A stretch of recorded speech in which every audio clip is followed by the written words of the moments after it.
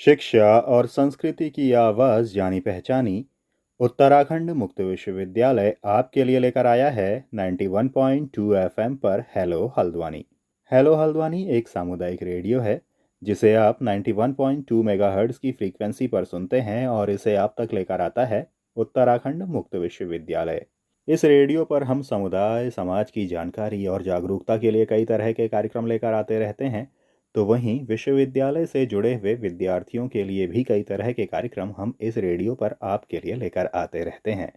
और विश्वविद्यालय के अर्थशास्त्र विषय से जुड़े हुए विद्यार्थियों के लिए एक कार्यक्रम के साथ हमारे स्टूडियो में आज मौजूद हैं डॉक्टर नमिता वर्मा और डॉक्टर अमित जोशी। और इनकी जानकारी का जो विषय है वो है मुद्रास्फीति, अपस्फीति, मुद्रास्फीति जनित मंदी और मुद्रा संस्फीति। तो ये सब क्या हैं, किस तरह से ये समाज को और आम जन को प्रभावित करती हैं और किस तरह से इन स्थितियों का जन्म होता है और क्या इन स्थितियों से उबरने के तरीके हो सकते हैं, इस बारे में ये पूरी जानकारी रहने वाली है।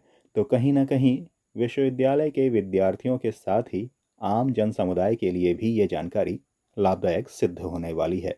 तो दोस्तों, पेश है आपके लिए ये कार्यक्रम। नमस्कार, हेलो हल्द्वानी 91.2 एफएम में आपका स्वागत है। यह ऑपरेट होता है उत्तराखंड ओपन यूनिवर्सिटी से और मैं अमित जोशी आज आपके सामने हूँ। मेरे साथ है डॉक्टर नमिता वर्मा जी अर्थशास्त्र विभाग से। और अब हम बात करने जा रहे हैं डिफ्लेशन के बारे में।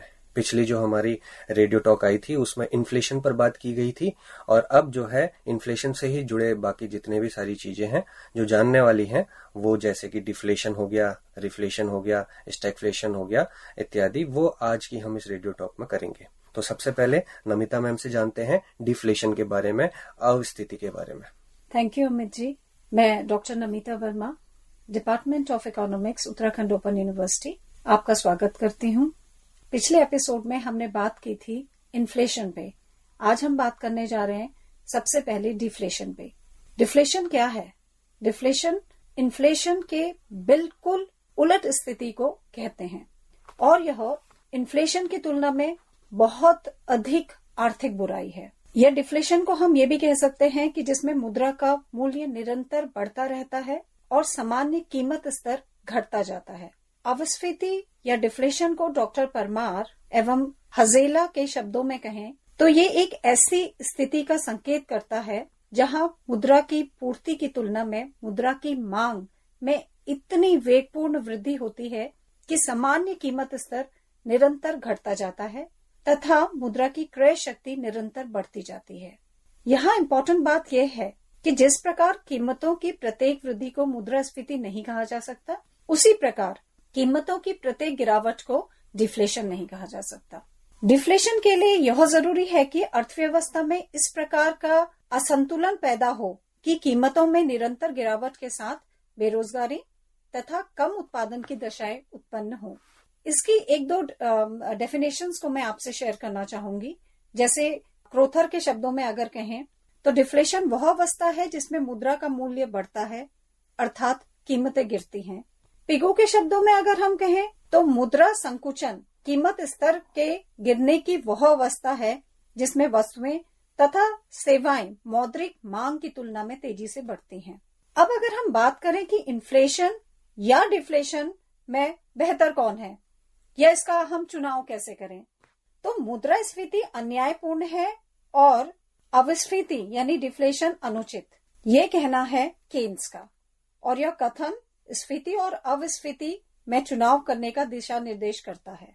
जैसे कि मुद्रास्फीति के अंतर्गत कीमतें और असमानताएं बढ़ती हैं और इसी के अपोजिट मुद्रा अपस्फीति यानी कि डिफ्लेशन में कीमतें घटती हैं और बेरोजगारी बढ़ती है।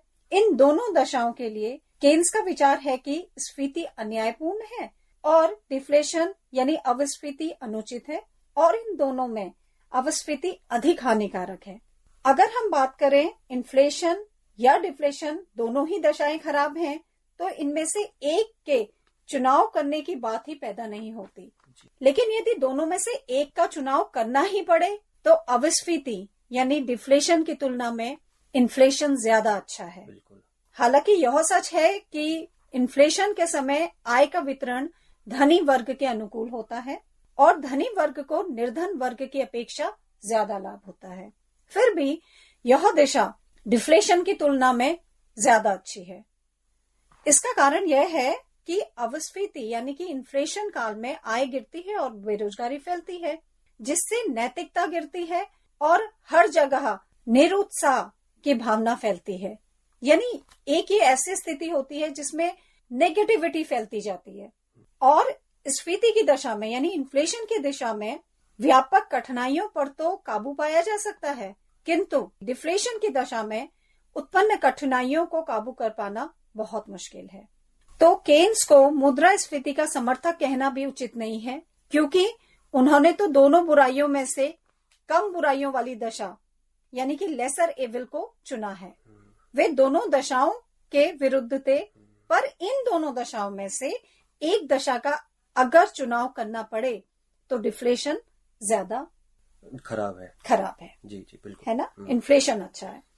और अविस्फीति अर्थव्यवस्था में सामान्य कीमत स्तर में गिरावट की स्थिति है, जिससे साथ साथ राष्ट्रीय आय और रोजगार के स्तर में कमी आती है। तो ये तो मैंने आपको बताया कि डिफ्लेशन क्या है और इसकी आपको डेफिनेशन समझाई। केन्स ने कैसे इसको कहा कि इन्फ्लेशन अच्छा है, डिफ्लेशन अच्छा है, लेकिन इसके कुछ प्रभाव भी होते हैं। तो अमित जी से जानते हैं कि डिफ्लेशन के कौन कौन से प्रभाव हैं। जैसा कि आपने कहा है कि इन्फ्लेशन थोड़ा सा अच्छा है, हालांकि ना तो ज्यादा इन्फ्लेशन अच्छा है ना ही डिफ्लेशन अच्छा है, पर फिर भी अगर चुना जाए इन दोनों इविल्स के बीच में से तो इन्फ्लेशन अच्छा है, ऐसा केन्स भी कहते थे। अब ये जानते हैं कि ये जो अविस्फीति है यानी जो ये डिफ्लेशन है, इसके क्या प्रभाव पड़ते हैं, किस पर क्या इफेक्ट पड़ता है। सबसे पहली बात, जैसे कि पहले मैम ने बताया कि जो डिफ्लेशन है ये ज्यादा बुरा है। अगर चुनने में आए तो लोग इसको नहीं चुनेंगे। इन्फ्लेशन को क्यों चुनेंगे? क्योंकि इन्फ्लेशन रोजगार जनरेट करता है, जबकि डिफ्लेशन जो है अनएम्प्लॉयमेंट को बढ़ावा देता है। कैसे बढ़ावा देता है और किस किस लोगों पर इसके प्रभाव पड़ते हैं, ये हम देखते हैं। दरअसल जब डिफ्लेशन होता है तो डिफ्लेशन की स्थिति में मुद्रा मूल्य बढ़ता है, यानी अपनी परचेसिंग पावर बढ़ती है, और सामान्य कीमत स्तर गिरता है, यानी जनरल प्राइस लेवल गिर जाता है जी। और इसका जो प्रभाव पड़ता है अलग अलग लोगों पर अलग अलग पड़ता है। किसी पर पॉजिटिव पड़ता है, किसी पर नेगेटिव पड़ता है, समय के अनुसार होता है। जैसे उत्पादन एवं बेरोजगारी पर इसका क्या प्रभाव होता है? बेसिकली नेगेटिव प्रभाव होता है। उत्पादन यानी प्रोडक्शन पर, और बेरोजगारी यानी अनएम्प्लॉयमेंट, क्या प्रभाव होता है? नेगेटिव। कैसे होता है कि जब डिफ्लेशन की स्थिति होती है तो अर्थव्यवस्था में सर्वत्र निराशा एवं अवसाद का वातावरण उत्पन्न होता है। इस स्थिति में आय में कमी होने के कारण मांग में भी कमी आ जाती है, डिमांड कम हो जाती है, और जिसके कारण कीमतें गिरती है। कीमतें गिरने के कारण, क्योंकि डिमांड अगर कम होगी तो प्रोड्यूसर चाहेगा कि चीजें ज्यादा बिके, उसके लिए उसको प्राइस कम करना पड़ेगा, और अगर प्राइस कम होगी, कीमत गिरेंगी, तो जो प्रोड्यूसर हैं उनको हानि उठानी पड़ेगी। प्रोड्यूस करने वालों को तो हानि उठानी पड़ेगी ना जब प्राइस डिक्रीज हो जाएंगे। बिल्कुल। जिससे कि वो क्या करते हैं, इस चीज को, इस हानि को कम करने के लिए उत्पादन को घटाते हैं, प्रोडक्शन को घटाते हैं, and as a result they remove labour. वो लेबर को क्योंकि वेजेस देनी पड़ेगी तो उनको रिमूव करते रहते हैं, यानी छटनी शुरू हो जाती है। तो मंदी का दौर इसे ही कहते हैं। इससे होता क्या है, बेरोजगारी से मांग और ज्यादा घट जाती है, क्योंकि जब लोगों को निकाला जाएगा तो उनको सैलरी नहीं मिलेगी, सैलरी नहीं मिलेगी तो वो डिमांड नहीं कर पाएंगे, तो अगेन डिमांड फिर से गिर गई, डिमांड फिर गिर गई तो अगेन फिर से प्राइस गिर जाएंगे, प्राइस गिर जाएंगे तो कॉस्ट कम करने के लिए जो प्रोड्यूसर है वो फिर से छटनी करेगा। तो ये चक्र चलता रहता है, और ये चक्र ऐसे चलता रहता है, बेरोजगारी ऐसे ही बढ़ती जाती है, और इस स्थिति के फलस्वरूप भविष्य के प्रति निराशा उत्पन्न हो जाती है जी। तो एक तो बड़ी अच्छी तरीके से ये एकदम नेगेटिव प्रभाव देता है। दूसरा, कृषकों पर इनका क्या प्रभाव होता है, जो एग्रीकल्चर वाले लोग हैं उन पर क्या प्रभाव होता है, और जो बहुत इम्पोर्टेंट हमारे देश के लिए है। बिल्कुल एग्रीकल्चर सेक्टर है, कितना इंपॉर्टेंट योगदान रखता है। लेकिन नेगेटिव प्रभाव पड़ जाता है अगर डिफ्लेशन आता है देश में। तो कैसे? उनको अधिक हानि उठानी पड़ती है, क्योंकि उनकी जो वस्तुएं होती है, वस्तुओं की कीमतों में गिरावट औद्योगिक वस्तुओं की कीमतों में गिरावट से अधिक होती है। यानी जो इंडस्ट्रियल सेक्टर है उसमें जो गिरावट आ रही है मंदी के कारण, और जो एग्रीकल्चर सेक्टर है उसमें जो मंदी के कारण गिरावट आ रही है, तो एग्रीकल्चर सेक्टर की जो गिरावट है इंडस्ट्रियल सेक्टर से काफी ज्यादा गिरावट है। तो इस कारण उद्योगपति औद्योगिक वस्तुओं की कीमतें गिरने पर अपने उत्पादन में कमी करके हानि से बचते हैं। अब ये तो उन्होंने ऐसा कर दिया, लेकिन जो कृषक वर्ग हैं, कृषि वस्तुओं की कीमतों में गिरावट होने पर उत्पादन को घटाता नहीं है। जी, इसीलिए तो अभी आप देखिए भारतवर्ष में जो किसानों ने आत्महत्या सही बात वो है ना, उस वजह से क्या होता है कि उनकी जो कुल लागत में स्थिर लागत का हिस्सा, फिक्स्ड कॉस्ट जिसे हम कहते हैं, वो अधिक होता है। इस कारण से कृषिगत वस्तुओं की कीमतें तीव्र गति से गिरती है, जिससे कृषक वर्ग को भारी हानि उठानी पड़ती है। अब ये तो हो गया, हमने देखा प्रोड्यूसर को भी नेगेटिव इफेक्ट पड़ता है, एग्रीकल्चर को भी नेगेटिव इफेक्ट पड़ता है। क्या कोई ऐसा भी है जिसको पॉजिटिव इफेक्ट पड़ता है? उसका है, वो है उपभोक्ता, कंज्यूमर। क्योंकि कंज्यूमर ये चाहेगा कि प्राइस कम हो जाए, तो उपभोक्ताओं पर जब प्रभाव पड़ता है अविस्फीति काल में कीमतों में गिरावट के कारण वो लाभान्वित होते हैं। ठीक इसी तरह से अगर फॉरेन ट्रेड की बात करें, हम विदेशी व्यापार पर इसके प्रभाव की बात करें, डिफ्लेशन की, वो भी पॉजिटिव होता है जी। अविस्फीति की दशा में आयात कम हो जाते हैं और निर्यात बढ़ने लग जाते हैं। निर्यात यानी एक्सपोर्ट बढ़ने लग जाते हैं, तो ये अच्छा ही है। फलस्वरूप भुगतान संतुलन अनुकूल हो जाता है, जो ट्रेड बैलेंस है हमारा एकदम, क्योंकि चीजें सस्ती हो गई तो एक्सपोर्ट बढ़ गया, तो ऐसे होता है जी। तो अगर मैं कंक्लूजन कहूं एक तरह से कि क्या होता है, तो जब ये मंदी आती है या अविस्फीति से जो होता है, नैतिक परिणाम इसके बड़े भयंकर होते हैं, जैसे कि मैम आपने बताया ही था जी। है ना। अर्थव्यवस्था में निराशा आ जाती है, मंदी और उद्योग धंधों के पतन के कारण श्रमिकों की छटनी होने लगती है, बेरोजगारी बढ़ जाती है और इनके फलस्वरूप श्रम तथा पूंजी में संघर्ष बढ़ जाता है, जिससे सामाजिक अशांति और डिसइक्विलिब्रियम की स्थिति पैदा हो जाती है। बिल्कुल सही अमित जी। तो ये तो था अविस्फीति के प्रभाव कि ये किन किन लोगों पर क्या क्या प्रभाव करते हैं। अब मैम से जानते हैं कि ये प्रभावों को रोकने के भी क्या कुछ कारण हो सकते हैं। जी बिल्कुल अमित जी। डिफ्लेशन को रोकने के वैसे तो 3 उपाय हैं मेन, वो है फिस्कल पॉलिसी, मॉनेटरी पॉलिसी और तीसरा है फिजिकल कंट्रोल। और अगर हम बात करें अविस्फीति को नियंत्रित करने के लिए, सबसे पहले आवश्यक रूप में मुद्रा की पूर्ति को बढ़ाया जाए, यानी कि जो हमारी कैपिटल है, मनी सप्लाई को बढ़ाया जाए और बाजार में आशा और उत्साह का वातावरण बनाया जाए, जिससे क्या हो, सबके दिमाग में ये आए कि हाँ अब सब कुछ अच्छा होने वाला है। यानी कि अगर अब हम इन्वेस्टमेंट करते हैं तो उससे हमारा प्रोडक्शन भी बढ़ेगा और हमारी इकोनॉमी में एक बिल्कुल नई स्फूर्ति पैदा हो जाएगी। अगर हम वास्तव में बात करें तो इन्फ्लेशन को नियंत्रित करने वाले उपायों को रिफ्लेशन भी कहते हैं। इसके अंतर्गत इसमें क्या होता है कि मुद्रा की मांग की तुलना में उसकी पूर्ति इस प्रकार से बढ़ाई जाती है जिससे बाजार में व्यय बढ़े और कीमत स्तर में वृद्धि हो, उसके साथ ही उत्पादन में वृद्धि हो जाएगी। कभी कभी मुद्रा संस्फीति को स्वास्थ्यवर्धक मुद्रास्फीति यानी हेल्दी इन्फ्लेशन भी कहा जाता है, लेकिन मुद्रास्फीति के दुष्परिणामों को देखते हुए इसे हम स्वास्थ्यवर्धक नहीं कह पाते हैं और इसी कारण इसे हम रिफ्लेशन का नाम देते हैं। मैंने जैसे कि आपको बताया कि इसको रोकने के जो मेन उपाय हैं वो 3 हैं, फिस्कल, मॉनेटरी और फिजिकल कंट्रोल। तो सबसे पहले बात करते हैं फिस्कल कंट्रोल की या फिस्कल नीति की या राजकोषीय नीति की। राजकोषीय उपाय के अंतर्गत क्या होता है कि सरकार इन्फ्लेशन को रोकने के लिए सबसे पहले क्या करती है, घाटे की वित्तीय व्यवस्था के माध्यम से अनुत्पादक कार्यों पर सार्वजनिक व्ययों को बढ़ावा दे देती है। बिल्कुल, जिससे क्या होता है, जैसे कि सरकारों को सड़कें बनवाने, नहरें बनवाने पर ज्यादा व्यय करना चाहिए। वृद्धावस्था पेंशन यानी जो हम ये कहते हैं ना कि वृद्ध काल में जो पेंशन मिलती है या जो ओल्ड एज पेंशन या जो हम कहते हैं बेरोजगारी भत्ता, अनएम्प्लॉयमेंट जो हम देते हैं, भत्ता देते हैं, अपाहिजों को सहायता आदि का कार्य भी करना चाहिए, जिससे समाज की मौद्रिक आय बढ़ती है और इससे बाजार में वस्तुओं और सेवाओं की मांग बढ़ती है। यानी इन लोगों के ऊपर एक्सपेंडिचर सरकार करेगी तो ये खर्चा करेंगे, बिल्कुल डिमांड बढ़ा देंगे। हाँ, जैसे गुड्स एंड सर्विसेज की डिमांड अपने आप बढ़ जाएगी और उसके साथ ही क्या होगा, आपकी कीमतें भी बढ़ने लगेगी। कीमतें बढ़ने से नेचुरल है कि लाभ की आशा जग जाती है और यदि यह प्रक्रिया सफल नहीं हो तो उत्पादन और विनियोग को प्रोत्साहन मिलेगा और धीरे धीरे अर्थव्यवस्था से मंदी के प्रभाव को समाप्त किया जा सकेगा। और डिफ्लेशन काल में सरकार को कर घटाकर लोगों के हाथ में व्यय के लिए थोड़ी अधिक आय दे देनी चाहिए।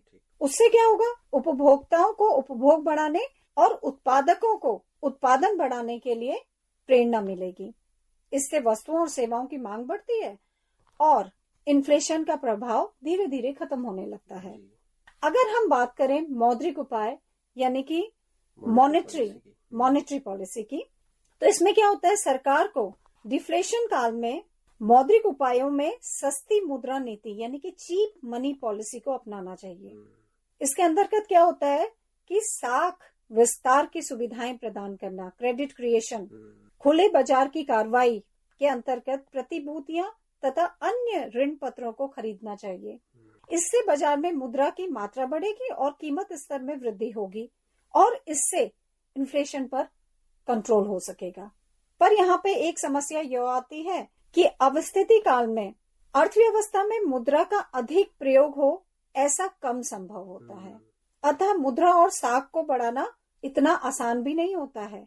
जब इन्वेस्टमेंट, प्रोडक्शन या एम्प्लॉयमेंट जैसे कि इनको बढ़ाना कठिन होता है, उस समय मुद्रा एवं साख विस्तार के प्रयोग से यथेष्ट सफलता मिलना आसान नहीं होता है। ठीक है। दूसरा, अगर हम इसमें कहें मॉनेटरी पॉलिसी में कि सरकार निर्यात को प्रोत्साहित करके यानी एक्सपोर्ट को ज्यादा एम्फेसिस देके और आयात यानी इंपोर्ट को हतोत्साहित करके यानी कि उसको कम करके उद्योग एवं व्यवसाय को, हमारा जो बिजनेस है उसको फिर से हम शुरू कर सकते हैं। इससे क्या होगा, व्यापार को तो हमारा प्रोत्साहन मिलेगा ही और अंततः आर्थिक क्रियाओं में वृद्धि के कारण बेरोजगारी की समस्या का निवारण भी होगा तथा कीमत स्तर में वृद्धि भी होगी। ऐसा करने पर सरकार को डिवैल्यूएशन का सहारा लेना पड़ेगा। इसके अंतर्गत सरकार विदेशी मुद्रा की तुलना में स्वदेशी मुद्रा की कीमत घटा देती है, जिससे क्या होता है कि आपका एक्सपोर्ट बढ़ता है और इंपोर्ट कम होता है। तीसरी बात हम करते हैं फिजिकल कंट्रोल की। तो फिजिकल कंट्रोल में क्या होता है कि अब स्फीति काल में सरकार कीमतों के निर्धारित सीमा के नीचे आने पर निर्धारित कीमत पर वस्तुओं की खरीद करती है। इससे कीमत नीचे नहीं आ पाती। दूसरा, अविस्फीति की दिशा में सरकार मजदूरी दर को एक निश्चित सीमा से नीचे नहीं गिरने देने की कोशिश करती है। तीसरा, इस काल में वस्तुओं की पूर्ति को घटाने के लिए उन्हें नष्ट कर देती है या उन्हें नष्ट कर सकती है। इससे क्या होगा कि उत्पादकों को कुछ समय के लिए तो हानि होगी, लेकिन बाद में कीमतों में वृद्धि हो जाने पर इस हानि की क्षतिपूर्ति को कवर किया जा सकेगा। ठीक है ना। ये तो मैंने आपको बताया 3 तरीके के उपाय कैसे कर सकते हैं। अब हम बात करते हैं डिसइन्फ्लेशन की। अमित जी, तो अभी हमने रेडियो टॉक में सबसे पहले वाले में इन्फ्लेशन की बात की थी। डिसइन्फ्लेशन की बात अब हम करने जा रहे हैं। इससे पहले डिफ्लेशन की थी।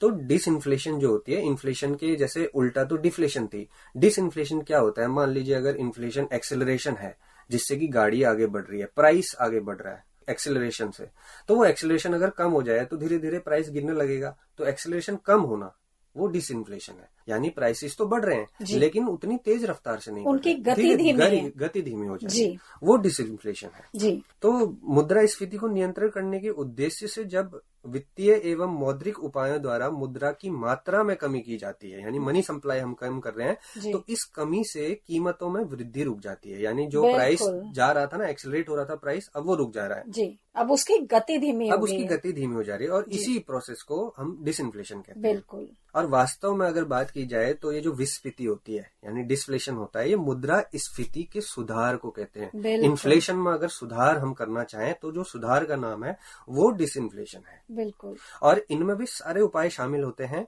जिनसे अर्थव्यवस्था में कीमत स्तर की अतिशय वृद्धि को नियंत्रित करके उसे पूर्ण रोजगार संतुलन के स्तर पर लाया जा सके।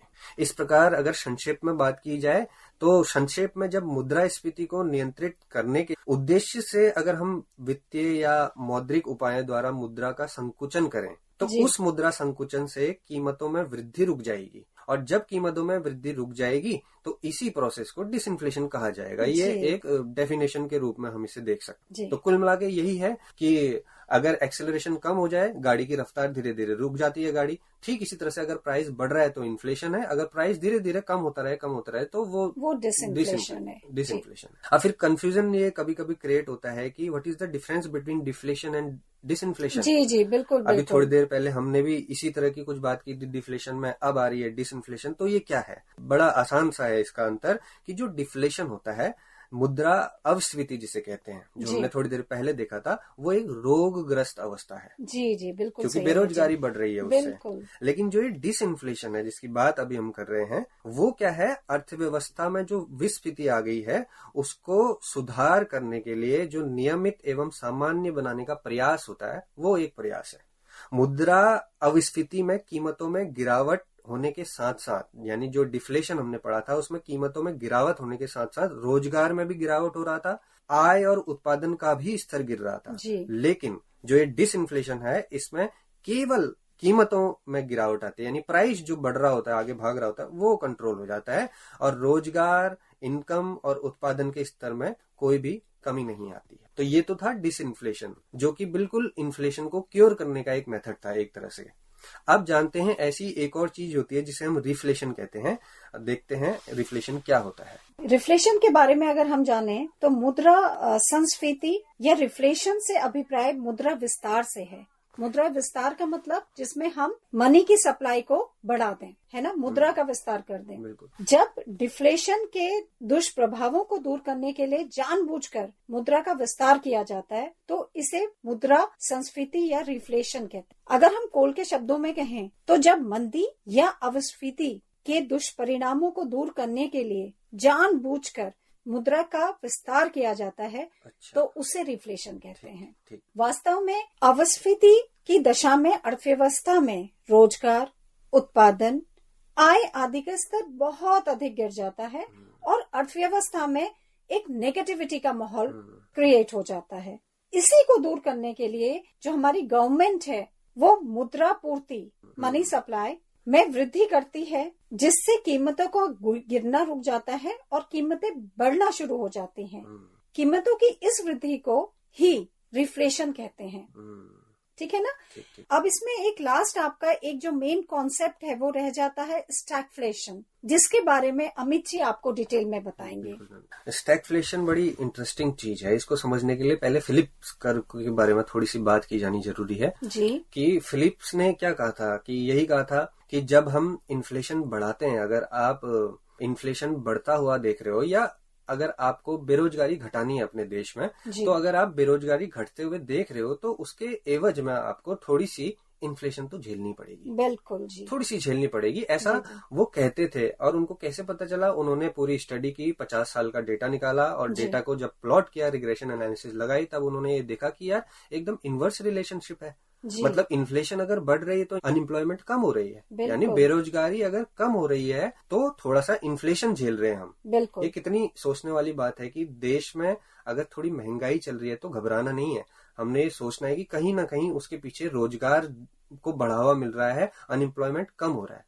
लेकिन क्या कभी ऐसी स्थिति हो सकती है कि बेरोजगारी भी बढ़ रही है और महंगाई भी बढ़ रही है, जिससे कहते हैं ना त्रासदी जिसे हम कहते हैं, बिल्कुल, चीजों के दाम भी बढ़ रहे हैं और लोगों को रोजगार भी नहीं मिल रहा है। हाँ, तो उस तो ऐसी स्थिति को ही स्टैगफ्लेशन कहते हैं। बिल्कुल। और इसमें क्या होता है, बड़ी अच्छी टर्मिनोलॉजी होती है एक छोटे से चीज से, कि जीडीपी देश में गिरने लग जाती है, अनएम्प्लॉयमेंट देश में बढ़ने लग जाता है, डिमांड घटने लग जाती है, इन्फ्लेशन बढ़ने लग जाता है। तो यानी जो इन्फ्लेशन और अनएम्प्लॉयमेंट है वो दोनों बढ़ता है, इनवर्स रिलेशन खत्म हो जाता है, यानी फिलिप्स कर्व फेल हो जाता है। बिल्कुल। तब वाली स्थिति स्टैगफ्लेशन की होती है।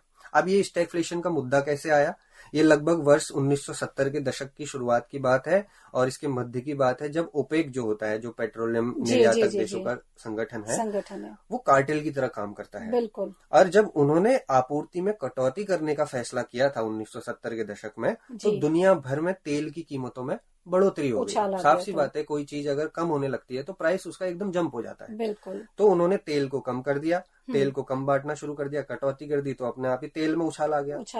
एक और तेल की कीमतों में वृद्धि ने उन अधिकांश पश्चिमी अर्थव्यवस्थाओं की उत्पादक क्षमता को बाधित कर दिया, जो तेल पर बहुत अधिक निर्भर करती थी। जी। मेरा देश अगर तेल पर ज्यादा डिपेंडेंट है तो तेल में कटौती होगी, प्राइस उसका बढ़ गया, तो ऑब्वियस सी बात है मेरी इकोनॉमी में अफेक्ट पड़ेगा। जी, उसको जैसे कि हम समय समय पे देखते आ रहे हैं। हाँ, बिल्कुल बिल्कुल। अभी भी जैसे क्राइसिस चल रही थी अभी कुछ दिन पहले जी। तो इस प्रकार आर्थिक विकास में भी बाधा आ जाती है, सीधी सीधी बात है। और दूसरी ओर तेल की कीमतों में जब वृद्धि होती है, उस वृद्धि के कारण भी मुद्रास्फीति की जो स्थिति है, इन्फ्लेशन की जो स्थिति है, वो उत्पन्न होने लगती है। क्योंकि हमने देखा है ट्रांसपोर्टेशन अगर बढ़ जाएगा, यार तेल के दाम अगर बढ़ जाएंगे तो ट्रांसपोर्टेशन कॉस्ट बढ़ जाएगी, तो जो हमें चीजें मिल रही थी थोड़ा और महंगी में मिलेंगी। बिल्कुल, धीरे धीरे इन्फ्लेशन आता रहेगा। बिल्कुल। और दूसरी बात यह है, इसकी उत्पन्न होने के साथ साथ वस्तुएं अधिक महंगी हो जाती है, लेकिन बेरोजगारी भी इससे बढ़ते रहती है। बिल्कुल। और यह स्थिति अर्थव्यवस्था के लिए बहुत ही खतरनाक होती है। जी, जी। ये बिल्कुल भी अच्छी नहीं है स्टैगफ्लेशन की स्थिति। और जब इन्फ्लेशन ज्यादा बढ़ने लग जाए तब हमें सतर्क रह जाना चाहिए। हमने अपने देश की डिमांड भी देखनी चाहिए। तो इस प्रकार 1970 के बाद अर्थव्यवस्था में जो बढ़ती बेरोजगारी के साथ साथ कीमत स्फीति की तीव्र वृद्धि की जो स्थिति उत्पन्न हो गई थी अजीब सी, उसे ही अर्थशास्त्रियों ने उस टाइम पे स्टैगफ्लेशन की संज्ञा दी थी। बिल्कुल। तो stagflation involves rises in prices and wages at the same time that people are unable to find jobs and firms are unable to find customers for what their plants can produce. बिल्कुल। ये stagflation की एक व्याख्या, एक brief में व्याख्या है। जी, जी, जी। अब ये तो हमने इन्फ्लेशन, डिफ्लेशन, स्टैगफ्लेशन, रिफ्लेशन के बारे में मैम से भी और हमने भी डिस्कस कर लिया है। अब ये एक तरह की एक सीरीज का दो पार्ट हमारे ये कवर हो चुके हैं। जी, ये दोनों इसके कवर बाद हो चुके जैसे हैं। फिलिप कर्व आते हैं, demand pull inflation, demand cost push inflation, ये सारी चीजें डायग्रामेटिक रिप्रेजेंटेशन से बेहतर तरीके से और समझाई जा सकती। तो जल्दी मिलते हैं दूसरे रेडियो टॉक के साथ। जी मैम, बिल्कुल बिल्कुल मैम। तो आप सबका बहुत बहुत धन्यवाद हमको सुनने के लिए। जल्दी ही हम आपके साथ और मनोरंजक या ये कहें कि और उत्साह के साथ आपके बीच उपस्थित होंगे नए टॉपिक्स के साथ, जिससे आपको आपके सिलेबस पढ़ने में कोशिश करते हैं कि मदद होगी। बहुत बहुत धन्यवाद ma'am. Thank you so much.